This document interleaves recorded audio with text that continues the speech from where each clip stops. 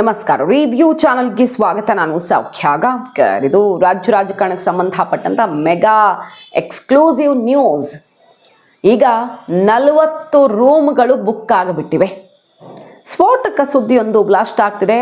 DK Shivakumar ಅವರು ಡೆಲ್ಲಿಯಿಂದ ಬರ್ತಾ ಇದ್ದ ಹಾಗೆ ಅವ್ರು ನಂಬುವಂತಹ ಪಾಲಿಸುವಂತಹ ನೊಣವಿನಕೆರೆ ಅಜ್ಜಯ್ಯನ ಭೇಟಿಗೆ ಓಡೋಡಿ ಹೋಗ್ತಿರೋದು ಮತ್ತು CM DCM ನಡೆಯನ್ನು ಇವತ್ತು ಗಮನಿಸಿದ್ವಿ ನಾವು. ಇದೆಲ್ಲದರ ಬೆನ್ನಲ್ಲೇ DK ಶಿವಕುಮಾರ್ ಅವರು ಎಂಥ ಸ್ಟೆಪ್ ತಗೊಂಡಿದ್ದಾರೆ ಅನ್ನುವ ಬ್ರೇಕಿಂಗ್ ನ್ಯೂಸ್ ಈಗ ಬ್ಲಾಸ್ಟ್ ಆಗಿದೆ.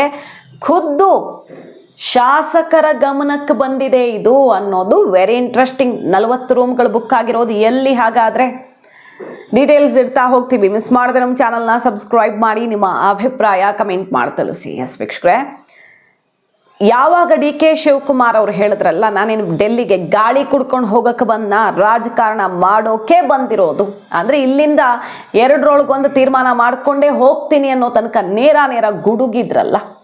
DK ಸುರೇಶ್ ಅವರು ಸಿದ್ದರಾಮಯ್ಯನವ್ರಿಗೆ ಡೈರೆಕ್ಟ್ ಹಿಟ್ ತಡ ಆಗಿದೆ, ಆದರೂ ಈಗ ಬಿಟ್ಟು ಕೊಡ್ತಾರೆ ಅಂದ್ಕೊಂಡಿದ್ದೀನಿ ಸಿದ್ದರಾಮಯ್ಯನವರು ಅನ್ನುವ ಮಾತನ್ನು ಹೇಳಿದ್ರಲ್ಲ. ಯಾವಾಗ ವೇಣುಗೋಪಾಲ್ ಅವರ ಎದುರಿಗೇನೆ DK ಬ್ರದರ್ಸ್ ಕೆಂಡವಾದ್ರಲ್ಲ, ಅಧಿಕಾರ ಹಂಚಿಕೆ ಒಪ್ಪಂದವನ್ನ ಮಾಧ್ಯಮದ ಎದುರೇ ಪ್ರಸ್ತುತಪಡಿಸೋದಕ್ಕೆ ನಾವು ರೆಡಿ ಇದ್ವಿ, ಅದನ್ನು ಹೇಳೋದಕ್ಕೆ ಹೊರಟಾಗ ನಮ್ಮ ಮೇಲೆ ನಂಬಿಕೆ ಇಲ್ವಾ, ನಾನಿದ್ದೀನಿ ಅಂತ ತಡೆದಿದ್ದು ಇದೇ ವೇಣುಗೋಪಾಲ್ ಅವರು. ನಿಮ್ಗೆ 2.5 ವರ್ಷ ಆಗ್ತಾ ಇದ್ದ ಹಾಗೇನೆ ಪವರ್ ಸಿಗತ್ತೆ, ಯಾವುದಕ್ಕೂ ತಲೆ ಕೆಡಿಸ್ಕೊಳ್ಬೇಡಿ ಅಂತ ಅಭಯ ಕೊಟ್ಟವರು ಇದೇ ವೇಣುಗೋಪಾಲ್ ಅವರು. ಖರ್ಗೆ ಅವರಿದ್ರು, ರಾಹುಲ್ ಗಾಂಧಿ ಅವ್ರಿಗೂ ಆ ಸಂದೇಶ ಹೋಗಿದೆ. ರಾಹುಲ್ ಎದುರು ಇನ್ನೇನಾಗಿದೆ ಎಲ್ಲವನ್ನು ನೆನಪಿಸಿ ಗುಡುಗ್ತಾರೆ DK ಬ್ರದರ್ಸ್. ಕಡೆಗೆ DK ಶಿವಕುಮಾರ್ ಅವರು ಡೆಲ್ಲಿಯಿಂದ ಬರೋದಕ್ಕೆ ಅಂದರೆ ಇಲ್ಲಿಗೆ ವಾಪಸ್ ಆಗೋದಕ್ಕೆ ಮನಸ್ಸು ಮಾಡಿದ್ದೆ. ಯಾವಾಗ ಸೋನಿಯಾ ಗಾಂಧಿ ಅವರು ಶೀಘ್ರವಾಗಿ ಸುದ್ದಿ ಬರುತ್ತೆ, ಶೀಘ್ರವಾಗಿ ಈ ಸಮಸ್ಯೆಗೆ ಪರಿಹಾರ ಸಿಗತ್ತೆ ಅಂತ ಅಭಯ ಕೊಟ್ಟು, ಇದಕ್ಕೆ ನಾನೇ ಅದರ ಹೊಣೆ ಹೊರ್ತೀನಿ, ತಲೆ ಕೆಡಿಸ್ಕೊಳ್ಬೇಡಿ, ನಮಗೆಲ್ಲವೂ ನೆನಪಿದೆ, ಹಿಂದಿಂದ ಯಾವುದು ಮರ್ತಿಲ್ಲ ಅನ್ನೋದನ್ನು ಹೇಳಿ ಕಳಿಸಿದ ಮೇಲೆ ವಾಪಸ್ ಬರ್ತಾರೆ DK ಶಿವಕುಮಾರ್. ಸಿಗ್ತಿರೋ ಸುದ್ದಿ 40 ರೂಮ್ಗಳು ಬುಕ್ ಆಗಿಬಿಟ್ಟಿವೆ ಅಂತ.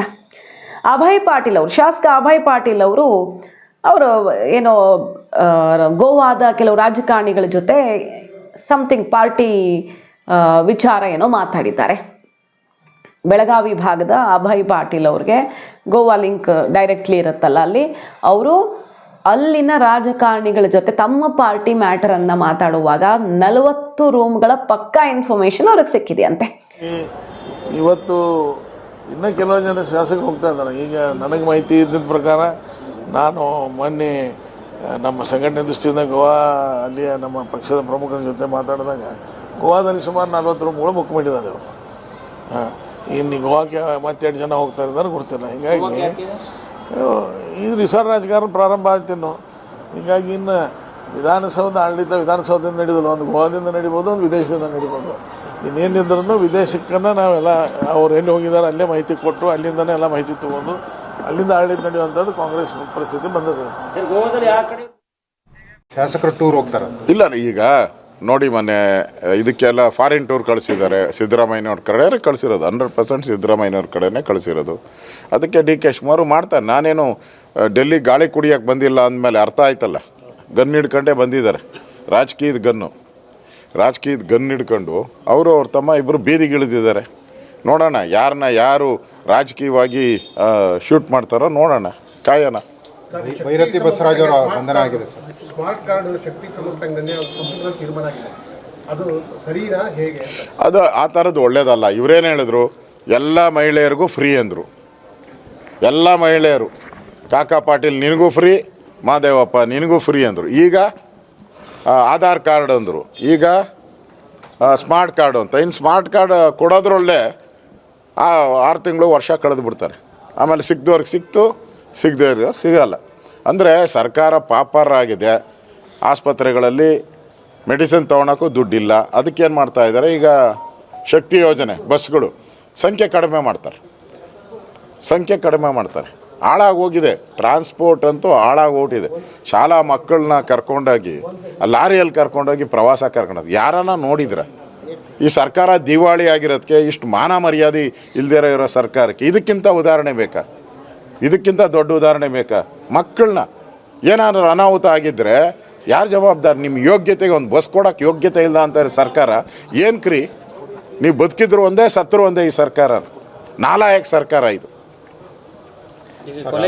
ಶಾಸಕರು ಟೂರ್ ಹೋಗ್ತಾರ ಇಲ್ಲ ಈಗ ನೋಡಿ ಮೊನ್ನೆ ಇದಕ್ಕೆಲ್ಲ ಫಾರಿನ್ ಟೂರ್ ಕಳಿಸಿದ್ದಾರೆ. ಸಿದ್ದರಾಮಯ್ಯನವ್ರ ಕಡೆ ಕಳಿಸಿರೋದು 100% ಸಿದ್ದರಾಮಯ್ಯನವ್ರ ಕಡೆನೇ ಕಳಿಸಿರೋದು. ಅದಕ್ಕೆ ಡಿ ಕೆ ಶಿವಕುಮಾರ್ ಮಾಡ್ತಾರೆ. ನಾನೇನು ಡೆಲ್ಲಿ ಗಾಳಿ ಕುಡಿಯೋಕ್ಕೆ ಬಂದಿಲ್ಲ ಅಂದಮೇಲೆ ಅರ್ಥ ಆಯ್ತಲ್ಲ. ಗನ್ ಹಿಡ್ಕೊಂಡೇ ಬಂದಿದ್ದಾರೆ. ರಾಜಕೀಯದ ಗನ್ ಹಿಡ್ಕೊಂಡು ಅವರು ಅವ್ರ ತಮ್ಮ ಇಬ್ಬರು ಬೀದಿಗಿಳಿದಿದ್ದಾರೆ. ನೋಡೋಣ ಯಾರು ರಾಜಕೀಯವಾಗಿ ಶೂಟ್ ಮಾಡ್ತಾರೋ ನೋಡೋಣ. ವಿದೇಶ ಪ್ರವಾಸ ಹೋಗ್ತಾ ಇದ್ದಾರೆ ಸರ್. ಕೆಲವರು ಸ್ಟಡಿ ಟೂರ್ ಅಂತಾರೆ, ಇನ್ನು ಕೆಲವರು ಖಾಸಗಿ ಟೂರ್ ಅಂತಾರೆ. ಪಕ್ಷದ ಅಧ್ಯಕ್ಷರಾಗಿ ತಾವೇನಾದ್ರೂ ವರದಿ ಪಡೆದುಕೊಂಡಿದ್ದೀರಾ? ನನಗೇನು ವರದಿನೂ ತಾನು ತಗೊಂಡಿಲ್ಲ, ನಾನು ತಿಳ್ಕೊಳಕ್ ಪ್ರಯತ್ನನೂ ಪಟ್ಟಿಲ್ಲ. ಇಲ್ಲಿವರು ಹೋಗೋರು ಮಾತಾಡಿಲ್ಲ, ಕಳಿಸ್ತಾ ಇರೋರು ನನ್ನ ಹತ್ರ ಮಾತಾಡಿಲ್ಲ. ಕಳಿಸ್ತಾ ಇದ್ದಾರೆ.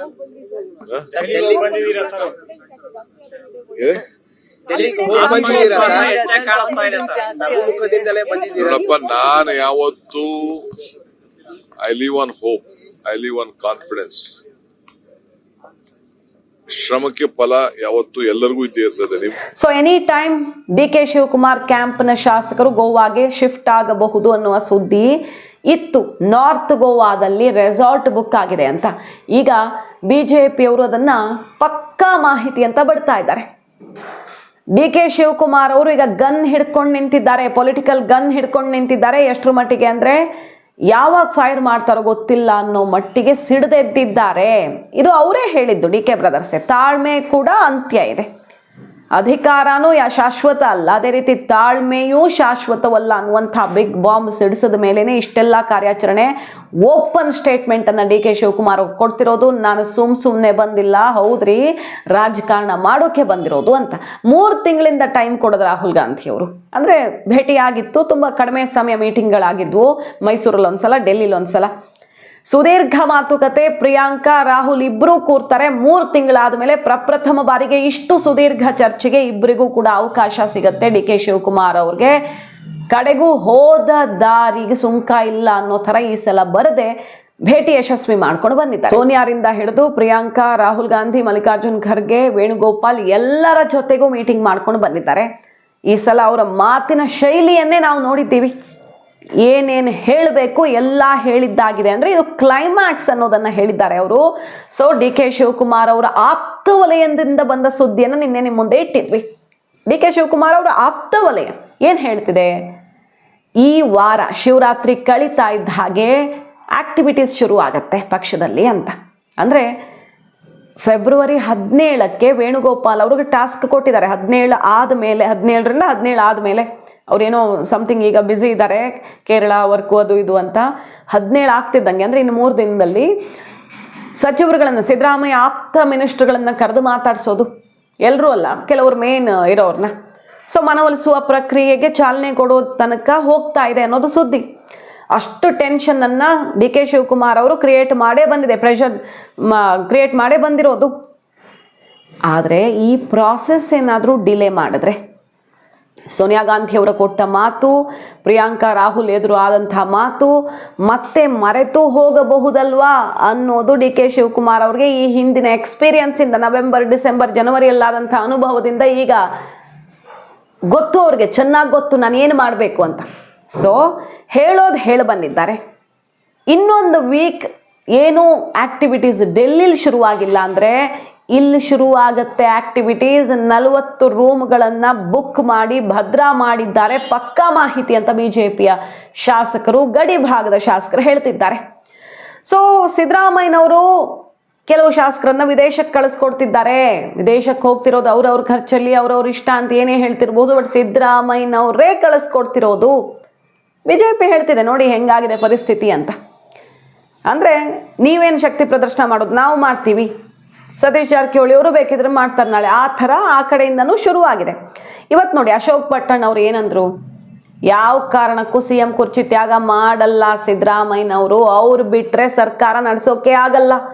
ಸಿದ್ದರಾಮಯ್ಯನವರ ಕ್ಯಾಂಪಿಗ ಹೆಂಗೆ ಸೆಡ್ ಹೊಡೆದಿದೆ ಡಿ ಕೆ ಶಿವಕುಮಾರ್ ಅವ್ರಿಗೆ ಅಂದರೆ, ಓಹೋ ನೀವು ಗೊತ್ತಿಲ್ಲದೆ, ಯಾರಿಗೂ ಗೊತ್ತಿಲ್ಲದಿದ್ದಂಗೆ ಹೋಗಿ ಡೆಲ್ಲಿಗೆ ಹೋಗಿ ರಾಹುಲ್ ಗಾಂಧಿ ಅವ್ರನ್ನೇ ಭೇಟಿ ಮಾಡ್ತೀರಾ. ಇಲ್ಲಿ ಬಜೆಟ್ ಪೂರ್ವಭಾವಿ ಸಭೆ ಧಿಕ್ಕರಿಸಿದಾಗ ಸಿದ್ದರಾಮಯ್ಯನವ್ರು ಹಾಗೆ ಕೆಂಡ ಉಗುಳು ಬಿಟ್ರು. ಅಷ್ಟು ಸಿಟ್ಟು ಅವ್ರಿಗೆ ನೆತ್ತಿಗೇರ್ಬಿಡ್ತು.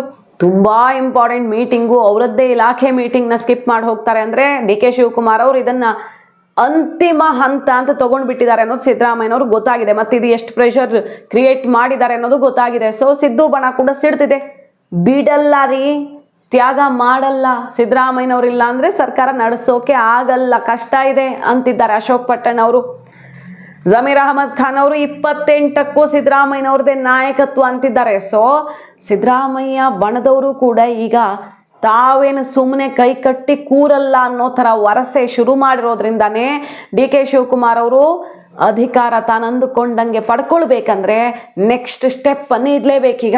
ಅದು ಏನಾದರೂ ಆಗ್ಬೋದು, ಸರ್ಕಾರಕ್ಕೆ ಥ್ರೆಟ್ ತಂದಿಡುವಂತಹ ಪರಿಸ್ಥಿತಿಯೂ ಬರಬಹುದು. ಡಿ ಕೆ ಶಿವಕುಮಾರ್ ಅವರು ಈಗ ಹೇಳಿ ಬಂದಿರೋದಿಷ್ಟೇ. ಸರಿ, ಹೈಕಮಾಂಡ್ ಮಾತಿಗೆ ನಾವು ಬದ್ಧವಾಗಿದ್ದೀವಿ. 2.5 ವರ್ಷ ಅಂದಿದ್ರಿ, 1 ಇಂಚು ಅದು 2.5 ವರ್ಷ ಮುಗಿಯೋ ತನಕ ತೊಂದರೆ ಕೊಡೋದು, ಕಿರಿಕ್ ಮಾಡೋದು, ಅಸ್ಥಿರತೆ ತಂದಿಡೋದು ಏನೂ ಮಾಡಿಲ್ಲ. ಸೊ ನಾವು ಮಾತ್ರ ಮಾತು ಕೇಳಬೇಕಾ? ಸಿದ್ದರಾಮಯ್ಯನವರು ಮಾತು ಕೇಳಲ್ವಾ? ಹಾಗಾದರೆ ಹೈಕಮಾಂಡ್ ಮಾತು ಕೇಳಲ್ವಾ ಸಿದ್ದರಾಮಯ್ಯ ಆ್ಯಂಡ್ ಟೀಮ್? ಅವ್ರು ಏನು ಬೇಕಾದರೂ ಮಾಡಬಹುದಾ? ಹಾಗಾದರೆ ಇಲ್ಲಿ ಕ್ಲಾರಿಟಿ ಬೇಕು ಅನ್ನೋದನ್ನ ನೇರ ಹೇಳಿರುವಂಥ ಡಿ ಕೆ ಶಿವಕುಮಾರ್ ಅವರೀಗ ಯಾವುದೇ ಬಗೆಯಲ್ಲಿ ಎಕ್ಸ್ಟ್ರೀಮ್ ಸ್ಟೆಪ್ ಅನ್ನ ತಗೊಳ್ಳೋದಕ್ಕೆ ರೆಡಿ ಆಗಿದ್ದಾರೆ ಅನ್ನೋದು ಸ್ಪಷ್ಟವಾಗಿ ಗೊತ್ತಾಗ್ತಿದೆ. ಇದರ ನಡುವೆ ಬಿಜೆಪಿ ಸ್ಫೋಟಕವಾದಂತಹ ಸುದ್ದಿ ಕೊಡ್ತಾ ಇದೆ. ಬಾರ್ಡ್ರಲ್ಲಿ ನಮ್ಮ ಪಕ್ಷದ ಅಂದರೆ ಅವ್ರು ಹೇಳ್ತಿರೋದು ಬಿಜೆಪಿಯ ಚಟುವಟಿಕೆಗಳಲ್ಲಿ ನಾವು ಏನೋ ಮಾತಿಗೆ ಹೋದಾಗ ಗೋವಾದಲ್ಲಿ ಸಿಕ್ಕಿದಂತಹ ಸುದ್ದಿ ಇದು. ಪಕ್ಕಾ ನ್ಯೂಸು, ಎಲ್ಲಿ ಯಾವ ಪ್ಲೇಸಲ್ಲಿ ಬುಕ್ ಆಗಿದೆ ಅನ್ನೋದು ಗೊತ್ತು ನಮಗೆ ಅಂತ ಬಿಜೆಪಿ ಈಗ ಹೇಳ್ತಾ ಇದೆ. ಸೊ ರಾಜಕಾರಣದಲ್ಲಿ ಬಿರುಗಾಳಿ ಎಬ್ಬಿಸಿದ ಡಿ ಕೆ ಬ್ರದರ್ಸ್ ವಿಜೇಂದ್ರ ಅವ್ರನ್ನ ನಿನ್ನೆ ಪ್ರಶ್ನೆ ಕೇಳ್ತಾರೆ ಮಾಧ್ಯಮದವ್ರು, ಏನು ಸರ್ ಬಿಜೆಪಿಗೆ ಏನಾದರೂ ಬರಬಹುದಾ ಡಿ ಕೆ ಶಿವಕುಮಾರ್ ಅವರು? ನನಗೆ ಪ್ರಶ್ನೆನ ನಾನ್ಸೆನ್ಸ್ ಅಂತ ಹೇಳಕ್ಕಾಗಲ್ಲ ಅಂತಾರೆ ವಿಜಯೇಂದ್ರ ಅವರು. ಯಾಕಂದ್ರೆ ಅಂಥ ಚರ್ಚೆಗಳು ಸುದ್ದಿಗಳೆಲ್ಲ ಇರೋದ್ರಿಂದಾನೇ ನೀವು ಕೇಳ್ತಿದ್ದೀರಿ. ಬಟ್ ನಮಗೇನು ಅಂಥ ಅವಶ್ಯಕತೆ ಇಲ್ಲ, ಬಿಜೆಪಿಗೆ ಯಾರು ಬೇಕಿಲ್ಲ, ನಮಗೆ ಸ್ವಂತ ಬಲ ಇದೆ ಅಂತ ತಿರುಗೇಟ್ ಕೊಟ್ಟರು ವಿಜಯೇಂದ್ರ ಅವರು. ಬಟ್ ಅವ್ರು ಆರಂಭದಲ್ಲಿ ಹೇಳಿದ ಮಾತೇನು ಇದನ್ನು ನಾನ್ಸೆನ್ಸ್ ಅಂತ ಹೇಳೋಕ್ಕಾಗಲ್ಲ ಈ ಪ್ರಶ್ನೆನ. ಯಾಕಂದ್ರೆ ಮಾತು ನಡೀತಿರೋದ್ರಿಂದ ಅನ್ನೋ ಸುಳಿವು. ಸೊ ಮಾತುಕತೆ ನಡೀತಿದೆಯಾ ಎಲ್ಲಾದರೂ? ಇದು ನಾವು ಹೇಳ್ತಿರೋದಲ್ಲ, ಯತ್ನಾಳ್ ಅವ್ರು ಹೇಳಿದ್ದು. ಹಿಂದೆ ಹೇಳಿದ್ದು ಬೇರೆ, D K Vijayendra CM DCM ಅದು ಬೇರೆ. ಮೊನ್ನೆ ಒಂದು ಬಾಂಬ್ ಸಿಡಿಸಿದ್ರು ಅವರು. ಡೆಲ್ಲಿಲಿ ಪ್ರಯತ್ನ ಮಾಡ್ತಿದ್ದಾರೆ ಡಿ ಕೆ ಶಿವಕುಮಾರ್ ಅವರು. ಅಂದರೆ ಅವ್ರ ಕಡೆಯವರು ಕಾಂಗ್ರೆಸ್ನ ಶಾಸಕರೇ ಹೋಗಿ ಮಾತುಕತೆ ನಡೆಸಿದ್ದಾರೆ ಅನ್ನೋ ತನಕ ಯತ್ನಾಳ್ ಅವ್ರು ಹೇಳಿದ್ರು. ಅದು ಜೋರು ಚರ್ಚೆ ಆಯಿತು. ಏನು ನಡೀತಿದೆ ಅಂತ ಗೊತ್ತಿಲ್ಲ. ಒಟ್ಟಿನಲ್ಲಿ ಡಿ ಕೆ ಶಿವಕುಮಾರ್ ಅವರು ಯಾರು ಊಹಿಸದಂತಹ ಒಂದು ಪ್ಲಾನ್ ಬಿ ಅನ್ನು ರೆಡಿ ಮಾಡ್ಕೊಂಡಿದ್ದಾರೆ. ಬಿಜೆಪಿ ಕಡೆಗೆ ಹೋಗಿಬಿಡ್ತಾರೆ ಅಂತ ಅಲ್ಲ, ಆದರೆ ಸರ್ಕಾರ ಶೇಕ್ ಮಾಡುವ ಸ್ಟೆಪ್ ಅನ್ನಂತೂ ತಗೊಳ್ಬಹುದು ಡಿ ಕೆ ಶಿವಕುಮಾರ್ ಅವರು. ಈ ವಾರದಲ್ಲಿ ಡೆಲ್ಲಿಯಿಂದ ಆದೇಶ ಪ್ರಕಟವಾಗದೇ ಇದ್ದಲ್ಲಿ ಅನ್ನೋದು ವೆರಿ ಕ್ಲಿಯರ್. ಮಾಹಿತಿ ಇಷ್ಟ ಆಗಿದ್ರೆ ಮಿಸ್ ಮಾಡಿದ್ರೆ ನಮ್ಮ ಚಾನಲ್ನ ಸಬ್ಸ್ಕ್ರೈಬ್ ಮಾಡಿ, ನಿಮ್ಮ ಅಭಿಪ್ರಾಯ ಕಮೆಂಟ್ ಮಾಡಿ ತಿಳಿಸಿ. Thank you.